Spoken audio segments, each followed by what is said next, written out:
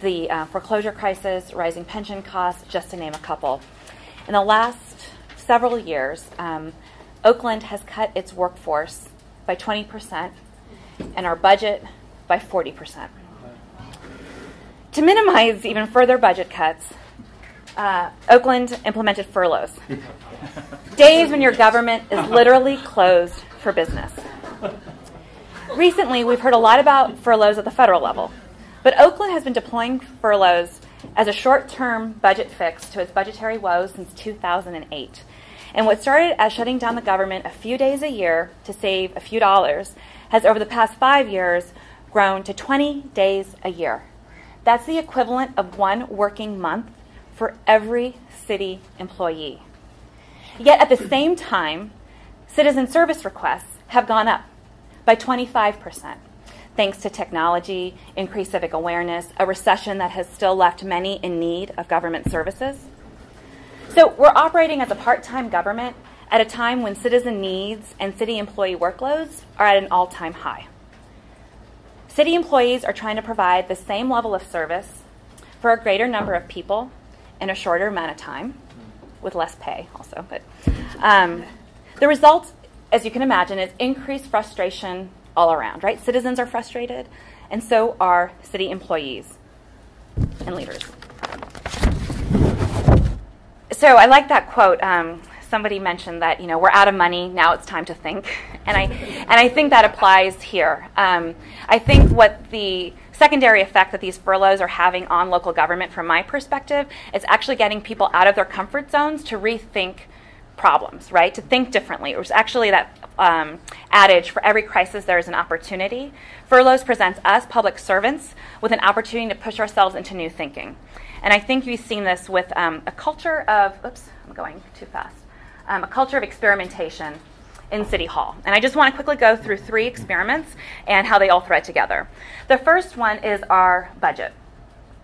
Technology and the open data movement has made a great impact on citizen engagement and getting cities to open themselves up.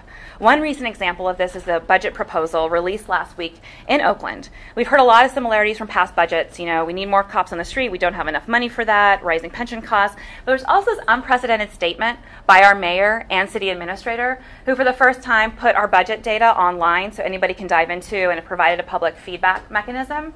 And so I just wanted to share this. We work to be transparent and collaborative.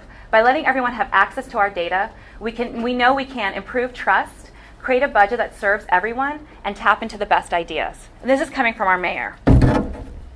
The second experiment is prototyping the service design workshops within City Hall to increase interagency collaboration, streamline processes, and facilitate more effective problem solving. Our first area of focus is special event permits. To get a special event permit, like for the Oakland Running Festival, it touches 5 different agencies, right? It's Public Works, Police, Fire, Special Events, and the City Administrator's Office. None of these agencies right now currently talk to each other in a systematic way, and you as the event organizer actually have to figure out the process as you're navigating through it. So it's kind of frustrating, right? So last week we got together a bunch of city staff who touched this process and held a mini service design jam. The goal was to come up with concrete, specific recommendations for the city administrator's office with an outline of resources that they needed. And we did it in 4 hours. We took people outside of their comfort zones. Many city employees came up to me afterwards saying how much they were actually dreading the workshop, but how much they ended up enjoying it. But our goal was to break down these proverbial silos and to build internal service design capacity among public servants. The third experiment we're exploring right now is this partnership with a crowdfunding platform. The idea is this. Through our Business Assistance Center, the city interacts with micro-businesses on a daily basis. We used to be able to have the resources to lend small loans at 0% or low interest. We can't do that anymore. So now we're thinking about partnering with a platform where citizens can directly lend to these micro-businesses. So what do all these tiny experiments have in common? Well, first, we're opening ourselves up to more direct participation. Second, each of these experiments simultaneously acknowledges the value of local government and its limitations. They are acts of humility. We're openly acknowledging we can't solve problems alone.